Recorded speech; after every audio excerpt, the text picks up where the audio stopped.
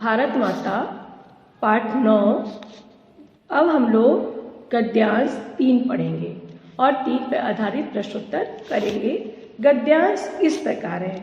मैं उन्हें Soviet union में होने वाली अचरज भरी तब्दीलियों का हाल भी बताता और कहता कि अमेरिका ने कैसी तरक्की की है। यहाँ पे मैं जवाहरलाल नेहरू अपने बारे में कह रहे हैं।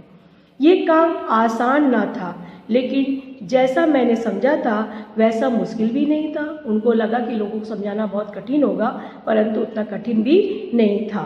इसकी वजह ये थी कि हमारे पुराने महाकाव्यों ने और पुराणों की कथा कहानियों ने, जिन्हें वे खूब जानते थे, उन्हें इस देश की कल्पना करा दी थी। हमारे देश के पुराणों महाकाव्यों को लोगों ने पढ़ लिया था और उस देश के बारे में वो कल्पना करके उस देश को वो जान गए थे। और हमेशा कुछ लोग ऐसे मिल जाते थे जिन्होंने हमारे बड़े बड़े तीर्थों की यात्रा भी कर रखी थी, जो हिंदुस्तान के चारों कोनों पर हैं। हिंदुस्तान भारत के 4 कोनों में कहते हैं 4 तो तीर्थ धाम है, और चारों धामों के लोगों ने यात्रा भी कर ली थी। वो भारत के हर प्रांत के लोगों से वो मिल चुके थे। या पुराने सिपाही मिल जाते हैं जिन्होंने पिछली बड़ी जंग हो या घावों के सिलसिले में या धावों के सिलसिले में विदेशों में नौकरियां भी की थी। सन 30 के बाद जो आर्थिक मंदी पैदा हुई थी, उसकी वजह से दूसरे मुल्कों के बारे में भी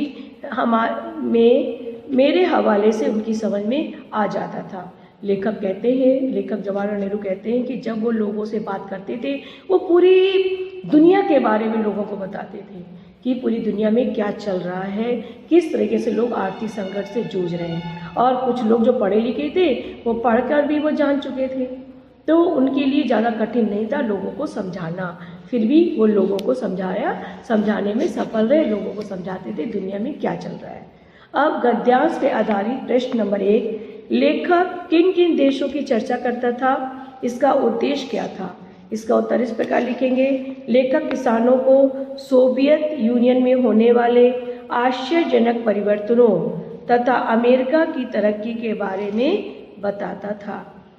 इसका उद्देश्य था स्वतंत्रता के उपरांत देश का भरपूर विकास करना, जिसके द्वारा हमारा देश विकास करेगा, उसकी जानकारी मिलेगी तथा देश तरक्की के मार्ग पर आगे बढ़ेगा। प्रश्न नंबर 2, लेखक के लिए कौन सा काम मुश्किल लगता था जो आसान हो गया? इसका उत्तर इस प्रकार।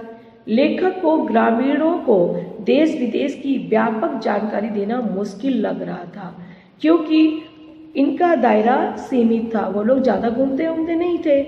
ये कार्य आसान इसलिए हो गया क्योंकि ग्रामीणों ने महाकाव्यों व पुराणों में अनेक किस्से कहानियों को पहले से ही सुन रखा था।